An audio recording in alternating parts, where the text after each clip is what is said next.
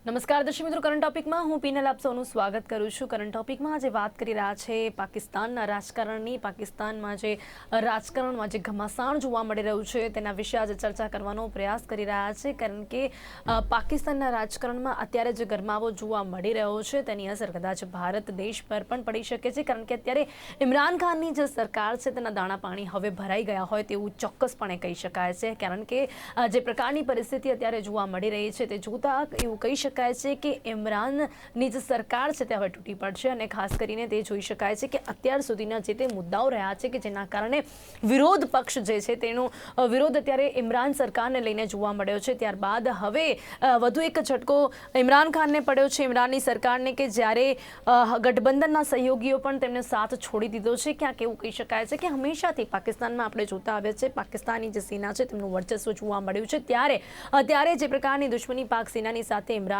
જોવા મળી રહી છે તેના લીધે પણ તેમના માટે આ પરિસ્થિતિ ખૂબ જ કપરી બની ગઈ છે। તેની સામે ઇમરાન ખાન જે રીતે પોતાનો બચાવ કરી રહ્યા છે તેવું કહી રહ્યા છે કે વિપક્ષે ક્યાંક તેમને ટાર્ગેટ કર્યા છે। જો વિપક્ષ આ સિયાસત નથી ઈચ્છતું તો વિપક્ષ રાજીનામું આપે, તે રીતે ઇમરાન પોતાનો બચાવ કરી રહ્યા છે। તેની સાથે તેઓ અત્યારે રાજીનામું આપવાના મૂડમાં બિલકુલ જોવા નથી મળી રહ્યા, પરંતુ જે પ્રકારની પ્રોસેસ છે તે જોતા કહી શકાય છે કે તેમની સરકાર ચોક્કસપણે પડી જશે। અને તેની સાથે તેમણે જે રીતે પોતાનો બચાવ કર્યો છે, કારણ કે ખાસ કરીને ઇમરાનના નેતૃત્વમાં પાકિસ્તાનની હાલત બગડી છે તેવું વિપક્ષ જણાવી રહ્યા છે અને વિપક્ષ તેને લઈને તેમને ટાર્ગેટ કરી રહ્યા છે, પરંતુ ઇમરાને પોતાનો બચાવ કરતા કહ્યું છે કે 5 વર્ષ તેઓ પૂરા કરશે અને ઇતિહાસમાં બીજી કોઈ સરકારે આટલી ગરીબી ઓછી નથી કરી કે જેટલી તેમણે કરી બતાવી છે। અને તેની સાથે તેમણે જે કામ કર્યું છે પહેલા કોઈ સરકારે નથી કર્યું। મુશર્રફને પણ તેમને ટાર્ગેટ કર્યા હતા, ડાકુઓને ગુંડાઓને બચાવ્યા તેમણે, તે કહીને તેમણે તેમની સરકારને પણ ટાર્ગેટ કર્યા છે। અત્યારે આ સમગ્ર પરિસ્થિતિને જોતા શું લાગે છે,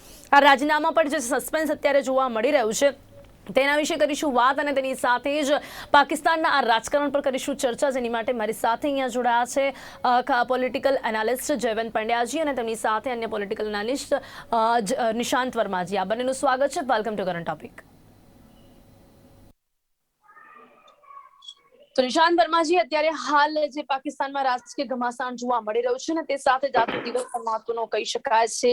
નેશનલ એસેમ્બલીમાં વિપક્ષ આજે અવિશ્વાસ પ્રસ્તાવ પણ રજૂ કરશે। પહેલા તો સૌથી પહેલા આપણે જે વાત કરી કે પાકિસ્તાનમાં ઇમરાનની જે સરકાર અત્યારે જે પરિસ્થિતિમાં આવીને ઊભી રહી છે, ખાસ કરીને જે તેમના પર આરોપ લગાવવામાં આવી રહ્યા છે કે જે પાકિસ્તાનની જે સરકાર છે એટલે કે ઇમરાનની જે સરકાર છે તેમણે જે કામ કર્યું છે તેના કારણે પાકિસ્તાનની તમામ જે નીતિઓ છે ખાડે ગઈ છે, મોંઘવારી, બેરોજગારી ત્યાં જોવા મળી રહી છે, તેને લઈને તેમના પર આરોપો થઈ રહ્યા છે।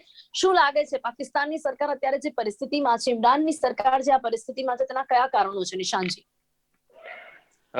મૂળતઃ એના કારણ ગ્રહ ઇન્ટરનલ પાકિસ્તાનના કારણ નથી। આપને ખ્યાલ હશે કે આ વર્ષના ફરવરી મહિનામાં ઇમરાન ખાન રૂસ પુતિનને મળવા ગયેલા, 2 દિવસની એમની વિઝિટ હતી। આપણે મુખ્યતઃ જો જોઈએ તો ઇન્ટરનલી જે ડિસ્કશન્સ કરવામાં કોઈ પણ રાજ્યમાં કે દેશમાં આવે એમાં એ લોકો બહારની ચર્ચા ના કરતા, પણ મૂળતઃ આપ એક વસ્તુ ધ્યાન રાખો કે ઇમરાન ખાને એવું પણ વક્તવ્ય આપેલું કે એમાં વિદેશી તાકાતો અત્યારે પ્રબળ થઈ છે એમની સરકારને ગિરાવવા માટે। તો આમાં એક ખાસ વસ્તુ બહાર આવે છે કે જે અમેરિકન્સ છે, જે યુએસ છે, યુનાઇટેડ સ્ટેટ્સ, એમને જરાય નથી ગમ્યું કે જે રીતે પુતિન સાથેની મુલાકાત ઇમરાન ખાનની હતી, કારણ કે પાકિસ્તાન હેઝ ઓલવેઝ બીન નાનકડો બાળક અમેરિકા માટે। અને અત્યારે જે ચેન્જ જોવા મળ્યું છે કે જેમાં ગેસ પાઇપલાઇન કન્સ્ટ્રક્શન માટે અને ગેસની સપ્લાય માટે ઇમરાન ખાન પુતિનને મળવા ગયા, એ જે ચર્ચા હતી એના કરતા અફઘાનિસ્તાન, જ્યારે તાલિબાન અફઘાનિસ્તાનનું પહેલા જમાનાનું જે અમેરિકા સાથેનું વોરફેર ચાલતો હતો ત્યારે પાકિસ્તાનનું ઇસ્તેમાલ અમેરિકા કરતો જ હતો, સવાલ જ નથી। ત્યારે રૂસ સાથે અનબન હતી, એટલે જ 1999 નવાઝ શરીફ છેલ્લી વાર મોસ્કો ગયા હતા અને ત્યાર પછી હવે ઇમરાન ખાન। આ ખટકે છે અમેરિકાને, અને સ્વાભાવિક વસ્તુ છે કે જે રીતે ભારતમાં 70% આપણી ફોજ જે છે ભારતની એ રૂસી મટીરિયલ અને ગોળા બારૂદ ઇસ્તેમાલ કરતી હોય છે, એ જ રીતે પાકિસ્તાનમાં 60-70% જે ફોજ છે એમનો જે અસલા બારૂદ ને મશીનરી છે એ અમેરિકન છે। તો અમેરિકા પાસેથી તમે હાંકડાવવાની ઈચ્છા રાખતા હો કે ભાઈ અમે હવે નવી દિશામાં જઈએ, અમેરિકા એ થવાની ઇન્ટરનલ કારણ જે કઈ બી ત્યાં ચર્ચાતા હોય, બેરોજગારી, મોંઘવારી ઇત્યાદિ, હાથીના દેખાડવાના દાંત અલગ ને ચાવાના દાંત અલગ. પણ નિશાંતજી, ક્યાંક ને ક્યાંક ઇમરાનને આ જે વાત છે તેનો અંદાજો તો હોય જ, કારણ કે પોતાની રીતે પોતાની નીતિઓ, પોતાના દેશ અને કયા દેશ સપોર્ટ કરે છે. ભારત દેશે પણ પોતાનું વલણ ત્યાં સ્પષ્ટ નહોતું કર્યું. એને આપણને પણ ખ્યાલ હતો કે રશિયા અને અમેરિકાની વચ્ચે આપણે પણ ફસાયા હતા, અને એટલા જ માટે ક્યાંક એક અસ્પષ્ટ વલણ આપણું જોવા મળી રહ્યું હતું. પરંતુ અહીંયા ઇમરાને જે રીતે ખુલીને તેઓ મળવા માટે ગયા, કદાચ તેમને પણ એક અંદાજો તો હોવો જ જોઈએ કે આના કારણે તેમનો વિરોધ થઈ શકે છે. આમાં ચીનનો પરિબળ કામ કરે છે, કારણ કે ઘણા વર્ષોથી આપણે જોઈએ છીએ કે ચાઇના જે છે એ પાકિસ્તાનને નાનો બાળક સમજીને ચલાવવાની કોશિશ કરે છે. ગ્વાદર પોર્ટથી લઈને એની ઇકોનોમીથી લઈ એમની ડિફેન્સ સર્વિસીસને હેલ્પ કરે છે. ત્યારે અમેરિકા સાથે ઘર્ષણ થાય છે. હવે એમાં ઇન્ડિયા અને પાકિસ્તાન બેની પરિસ્થિતિ જુદી છે. યુક્રેન સાથે જે બી રૂસમાં ચાલે છે એમાં ઇન્ડિયાનો ફક્ત આટલો જ હતો કે ભાઈ આપણા જે માણસો છે, છોકરાઓ છે, એ પરત આવી જાય. બાકી એના કરતા આપણે કોઈ વિશ્વ પટલમાં એવી તાકાત કામ કરતો નથી કે આપણે અમેરિકા કે રૂસને સમજાવી શકીએ. એ આપણે બહુ લિમિટેડ પર્પઝનું કામ હતું.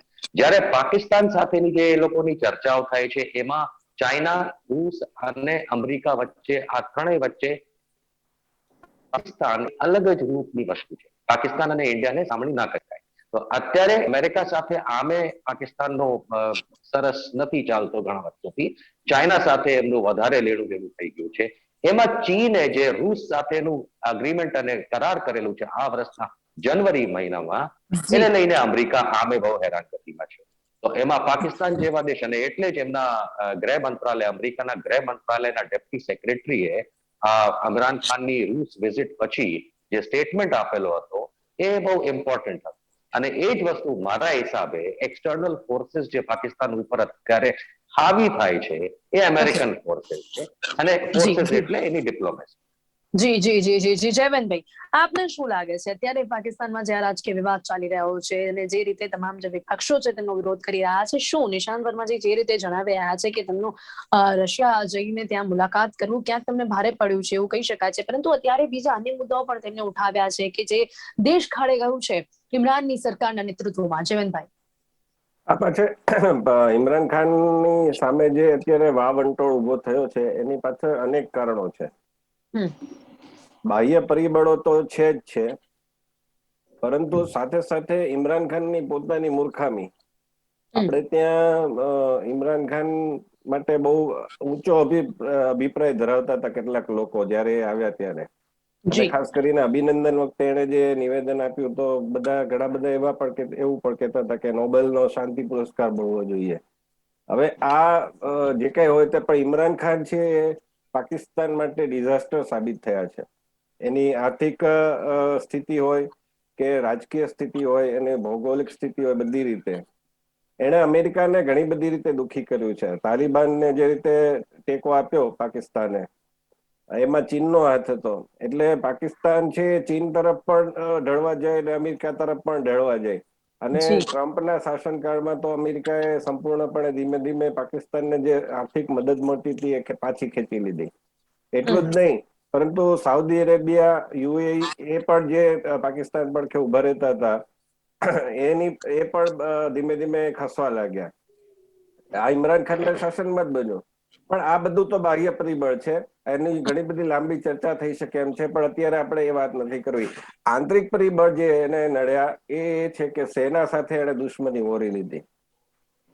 આપણને ખબર છે કે પાકિસ્તાનમાં જે કઈ થાય છે એ સેનાની મરજીથી થાય છે, એની ઈચ્છાથી થાય છે. હવે આઈએસઆઈ ના જે ડિરેક્ટર જનરલ હતા, જનરલ ફૈઝ હમીદ, એની બદલી કરીને સેના છે એના બદલે નદી મંજુમને મૂકવા માંગતી હતી. હવે ઇમરાન ખાન એમાં વચ્ચે નડી ગયા અને એણે એની પર જે સહી કરવાની હતી એ સહી કરવા અને જે નોટિફિકેશન બહાર પાડવું પડે એ માટે ના પાડી દીધી. એટલે સેના સામે એક તો એને પડ્યા. બીજું કે જે ચીનના એન્જિનિયરો છે એના મૃત્યુ, એટલે એને ત્રાસવાદી હુમલા થયા એમાં ચીનના એન્જિનિયરો થયા, એટલે જે પ્રગતિ થવી જોઈએ ચીનની દ્રષ્ટિએ એ બધી પ્રગતિ સીપેક હોય કે બીજે બધામાં એ થઈ નહીં. જી આ બધી સ્થિતિના કારણે અત્યારે, અને બીજી બાજુ સામે પક્ષે જે પેલા મૌલાના છે એ કટ્ટરવાદી છે એ ખૂબ દેખાવો કરવા લાગ્યા. આ પરિસ્થિતિનો લાભ છે એ પાકિસ્તાનના જે ભૂતપૂર્વ વડાપ્રધાન છે નવાઝ શરીફ, એના પક્ષ પાકિસ્તાન મુસ્લિમ લીગ એન અને એની સાથે સાથે બેનજીર ભુટ્ટોનો પક્ષ એટલે પીપીપી પાકિસ્તાન પીપલ્સ પાર્ટી, એ બંને સંપી ગયા છે અત્યારે. આ પણ એક રાજકારણની તાસીર છે કે જે વિરોધીઓ હતા એ સંપી ગયા અને એમણે જે કહેવાય કે અવિશ્વાસનો પ્રસ્તાવ. જી જેવનભાઈ, દુશ્મન કા દુશ્મન દોસ્ત આ રાજકારણમાં હંમેશા આપણને જોવા મળ્યું છે અને તેના કારણે એક મજબૂતી જોવા મળતી હોય છે. જો પક્ષને હલાવવું હોય, સરકારને હલાવવું હોય તો ક્યાંક તમામ જે દુશ્મનોની વચ્ચે જયારે દોસ્તી થાય છે ને ત્યારે એક આ પરિણામ કંઈક આવા જોવા મળે છે. બીજી બાજુ એ છે કે એ બંને તો સંપી ગયા, પણ પાકિસ્તાન આજે તહેરીકે ઇન્સાફ જે પીટીઆઈ પાર્ટી છે ઇમરાન ખાનની, એને કઈ બહુમત સ્પષ્ટ હતો નહીં નરેન્દ્ર મોદીની સરકારમાં જેમ ભાજપને બહુમત છે એમ. એટલે એ મિલીજુલી સરકાર હતી, મોરચા સરકાર હતી, એટલે પણ તકલીફ પડી રહી છે. અને એમાંથી ધીમે ધીમે બધા સહયોગી જે પક્ષો હતા એ નીકળવા માંડ્યા. એટલું જ નહીં પણ પ્રધાનો પણ ધીમે ધીમે હવે ત્યાગપત્ર આપવા લાગ્યા છે. એટલે બધી રીતે હવે ઇમરાન ખાનની, અને બીજી બાજુ એ છે કે એની જે પત્ની છે, એ જે ત્રીજી પત્ની છે, એ તંત્ર મંત્ર કરે છે. એને માંસ ને બધું જે તંત્ર મંત્રમાં કરતા હોય એ બધું આખું બધું બહાર આવી રહ્યું છે. અને એના કારણે જે વાત કરતા હતા કે આપણે પાકિસ્તાનને ઊંચાઈએ લઈ જવાનું, પણ આ તો 18મી સદી તરફ લઈ જતા હોય એ પ્રકારનું આખું ચિત્ર ઇમરાન ખાનની વિરુદ્ધ ઉભું થયું છે. જી જી જી જી નિશાંતજી, અહીંયા જે જયવંતભાઈએ જે વાત કરી કે કદાચ એ જોતા આપણે સાંભળતા કહી શક્યા છે કે પાકિસ્તાનમાં આપણે જયારે જાણતા જોઈએ કે વર્ષોથી પાક સેનાનું ચાલતું હોય ને ત્યારે એવા સમયમાં એમાં પણ ખાસ કરીને જનરલી પણ જો પાકના જે પણ વડા હોય તે જો પાકની સેનાની સાથે જો દુશ્મની લેશે તો એ નહીં ટકી શકે. એ તો એનો અંદાજો કદાચ ઇમરાન ખાનને પણ હોવો જોઈએ અને એના જ કારણે આ પરિસ્થિતિમાં મુકાયા છે ઇમરાન. તેમણે જીતવાની સાથે દુશ્મની લીધી છે, કદાચ એ પણ એક મુખ્ય कारण से અહીંયા निशान जी। देखिए, मैं आपके माध्यम से पाकिस्तान तक कुछ मैसेज पहुंचाना चाहता हूं, इसीलिए मैं उर्दू हिंदी मिक्स जबान में ये थोड़ा सा वक्तव्य देना चाहता हूं। जी देखिए, सबसे पहली बात तो ये समझ लीजिए कि पाकिस्तान के अंदर इमरान खान की सरकार जो एक मिलीजुली सरकार है, लेकिन उसके पास 178 सीटें हैं। उन्हें तकलीफ ये आई है कि जब हम सब जानते हैं कि वर्षों से, सालों से पाकिस्तान में जो भी सरकार रही है, जो भी वहां पे प्रधानमंत्री रहा है, वो वहां की सेना आईएसआई का पिट्ठू ही रहा है। लेकिन जैसा कहा जा रहा है कि इमरान खान इस सेना से बगावत कर चुके हैं, आईएसआई के खिलाफ जा चुके हैं। ये एक नैरेटिव है जो वहां के कुछ चैनल्स ने और पेपर्स ने चलाया है। ये मैं आपको बताऊं क्यों, क्योंकि पाकिस्तान में तो उनके प्रधानमंत्री कार्यालय में, पीएमओ में पंख भी नहीं फड़फड़ाता कबूतर जब तक के आईएसआई से मंजूरी ना हो। इस समय मैंने जैसा अपने पहले वक्तव्य में कहा कि अमेरिका ने दबाव डाला है कि रूस के साथ बढ़ती नजदीकियां जो पाकिस्तान की हैं उनके पर फौरन नहीं, कतरने परेशान से पड़ेगी। यही देखने मिल रहा है ना कि अगर ये जो इमरान है उनके विरुद्ध गए हैं तभी तो उनकी परिस्थिति ये देखने मिल रही है, तो कहीं ना कहीं ये चीज हुई होगी तभी ये उनके खिलाफ पूरा षड्यंत्र हो रहा है और ये एक विरोधी माहौल उनके खिलाफ खड़ा हुआ है। देखिए, आईएसआई जो है वो वैसे भी बहुत षड्यंत्रकारी है। आईएसआई ना सिर्फ भारत और अफगानिस्तान जैसे देशों के साथ अपना खुद का इंटरनल षड्यंत्र रच के हमें आतंकवाद एक्सपोर्ट करती है, लेकिन वहां पे सरकारें चलाने, मॉनिटर करने, गिराने का भी षड्यंत्र रचती है। जब उसे आईएसआई को अमेरिका ने ठपका दिया कि तुम्हारे देश में ये किस तरीके की बात हो रही है, तब जाकर के इमरान खान की पूंछ पकड़ी गई कि मियां इमरान खान, तुम जानते हो कि अमेरिका के दबाव में ही चलेगा तुम्हारा देश। और जो ये करप्शन की बात इस समय इमरान खान कहते आ रहे हैं पिछले कुछ दिनों से कि पिछली सरकारें बहुत करप्ट थी, ये उस पक्षी का फड़फड़ाना है, उस कबूतर का फड़फड़ाना है जिसको पता है कि अब मेरी सरकार शायद जाने वाली है। क्योंकि इसके सिवाय वहां, जब आप याद करिए, जब इनका चुनाव हुआ था तब पाकिस्तान में जब चुनाव होकर के जीत के आए थे, तो पीटीआई जो तहरीके इंसाफ पाकिस्तान पार्टी है, इनका मूल मुद्दा ही क्या था? सिर्फ एंटी करप्शन बातें करने का, और जैसे पाकिस्तान को ऊंचाइयों पे ले जाएंगे इत्यादि बातें।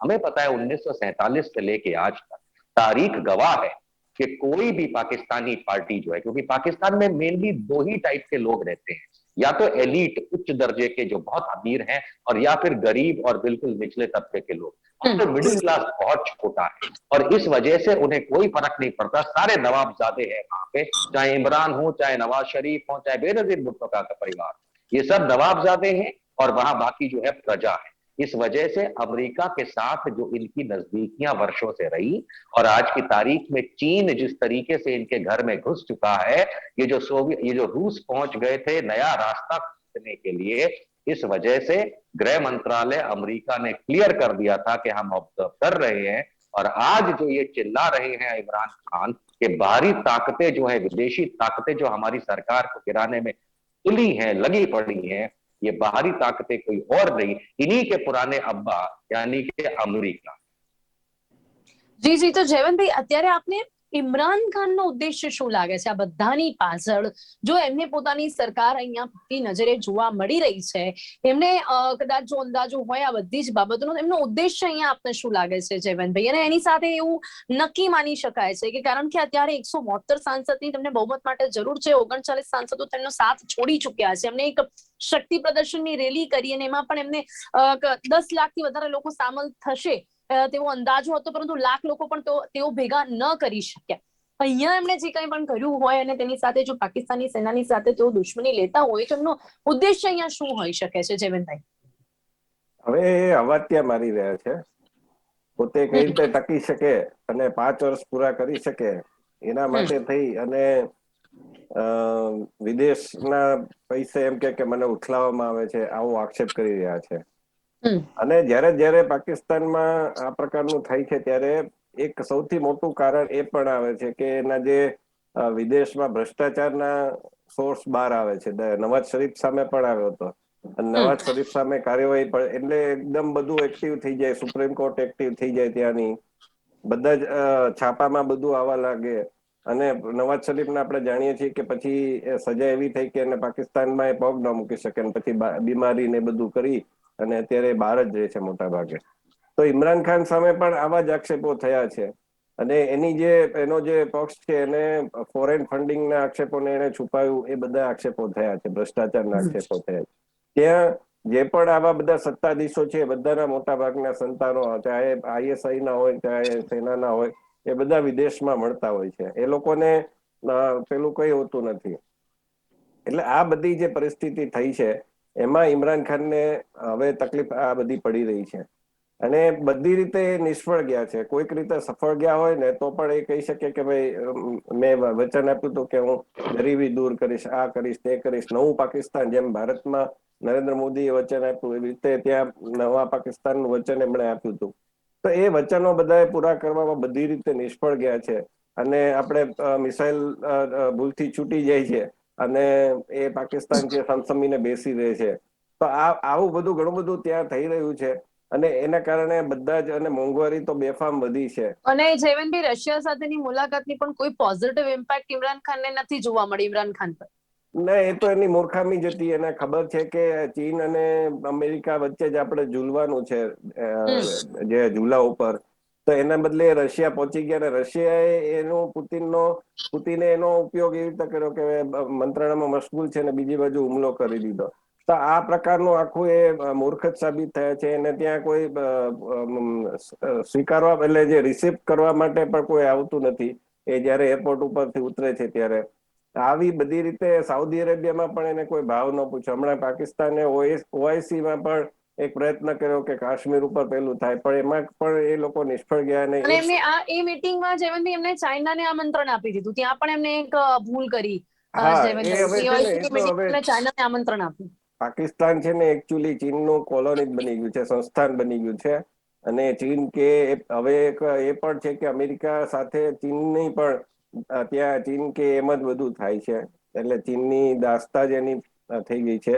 એટલે એમાં એ કઈ કરી શકે એમ નથી હવે, કારણ કે બધી રીતે કારણ કે ત્યાંના સત્તાધીશોએ પોતાના ખિસ્સા ભરવાથી બીજું કઈ કર્યું નથી, કોઈ રીતનો વિકાસ કર્યો નથી.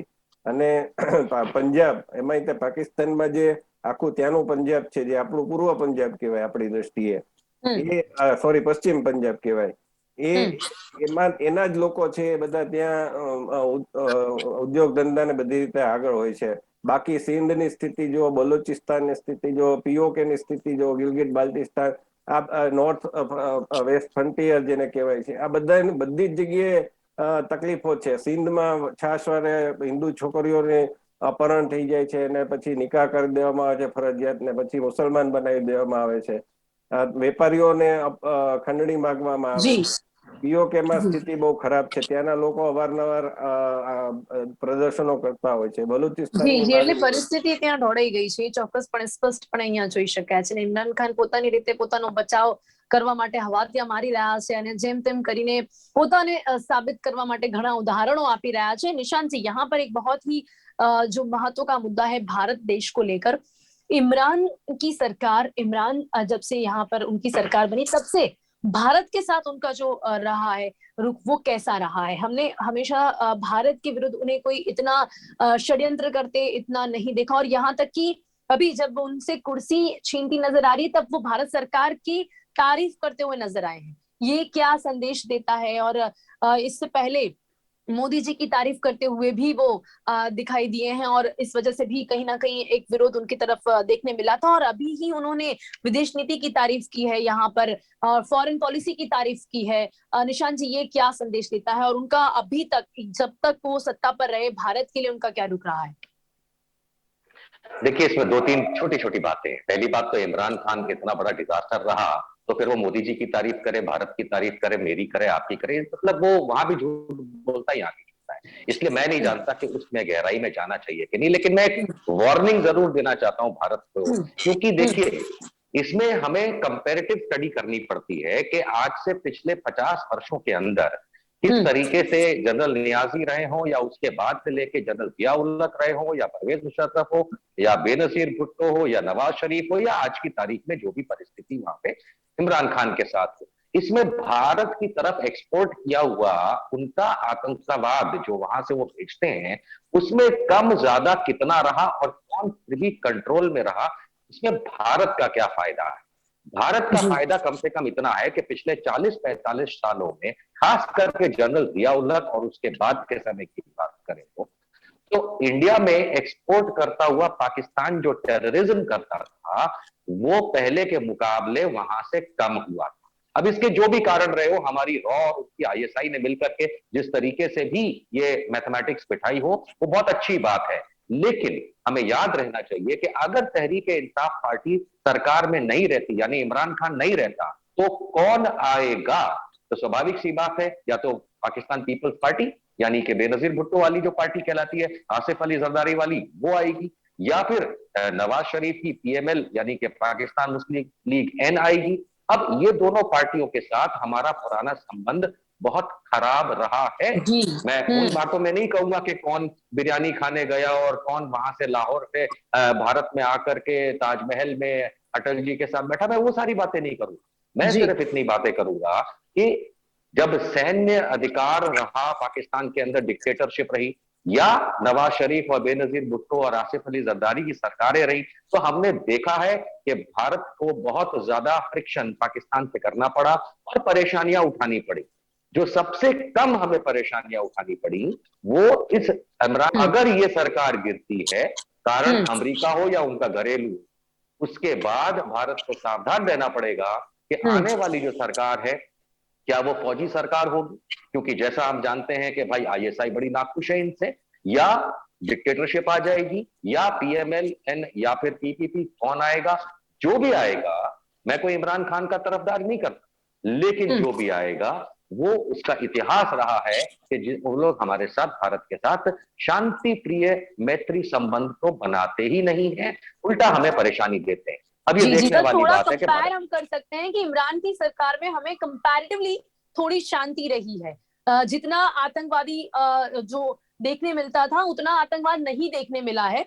इमरान की सरकार में। अब कारण उसके पीछे जो भी हो, लेकिन अब भारत को तैयार रहना पड़ेगा। જયવંતભાઈ, શું કહેશો આપ આ બાબત ઉપર, ખાસ કરીને જો સરકાર બદલાય છે તો, અને એની સાથે સાથે અત્યારે વડાપ્રધાન નરેન્દ્ર મોદી કાશ્મીરના મુદ્દાને લઈને જે રીતે હજી એકદમ આક્રમક જોવા મળી રહ્યા છે, આગળ વધવાના મૂડમાં જોવા મળી રહ્યા છે, અને એવા સમયમાં જો આ સરકાર બદલાય છે તો એમાં શું ઇમ્પેક્ટ પડી શકે છે? અંતમાં શું કહેશો? પાકિસ્તાનની આંતરિક સ્થિતિ આપણે સમજવી જોઈએ. પાકિસ્તાનમાં નવાઝ શરીફ કે હોય કે બેનજીર ભુટ્ટો હોય, એ દરેકને ભારતનો વિરોધ કરે, કટ્ટરતાવાદ બતાવે તો એ સત્તામાં ટકી શકે અને સાથોસાથ એ ચૂંટણીમાં જીતી શકે. અને ભારતમાં એવું છે કે દરેક સરકાર આવે એટલે એને પાકિસ્તાનનો શાંતિનો રાગ, પાકિસ્તાન જી, માટે વિરોધ શાંતિનો કરવો રાગ પડે. આલાપવો પડે. અને એમાં ભાજપની સરકાર હોય તો ખાસ. એટલે શરૂઆતમાં ભાજપની સરકારો પણ એવો ડોળ કરે કે અમે નવાઝ શરીફને પહેલા દિવસે શપથવિધિમાં બોલાવીએ અથવા તો ત્યાં જી ઓચિંતાના જઈ ચડે. પરંતુ પછી જે રીતે સાતત્યપૂર્ણ રીતે એની સાથે સંબંધ છે એ એકદમ કાપી નાખ્યા. વાતચીતના પણ સંબંધ નહીં, ભલે કદાચ બેકડોર પોલિટિક્સ ચાલુ હોય, ડિપ્લોમસી, પરંતુ એમ છતાંય તે એક સાતત્યપૂર્ણ, એમ નહીં કે ભાઈ ઘડીકમાં વાતચીત કરીએ અને ઘડીકમાં પાછું વિરોધ કરીએ, એવું રીતે નહીં. તો જી એની સામે ઇમરાન ખાન છે, ઇમરાન ખાન સાવ નબળા સાબિત થયા. અને સાથોસાથ માનો કે નવાઝ શરીફ આવે તો નવાઝ શરીફ સાથે આપણે અટલજી હતા ત્યારે પણ સારા સંબંધો રહ્યા છે, અને જી સાથોસાથ નરેન્દ્ર મોદી હતા ત્યારે પણ એવું લાગતું હતું કે કદાચ આગળ વધશે. પરંતુ ત્યાં એક મોટી તકલીફ એ છે કે એવું જ્યારે પણ લાગે ત્યારે કોઈક ને કોઈક સેનાનું, દાખલા તરીકે નવાઝ શરીફના સમયમાં મુશરફ હતા, એને મહત્વાકાંક્ષા ખૂબ જ હતી, એટલે જી એને કારગિલનું યુદ્ધ છેડી દીધું હતું.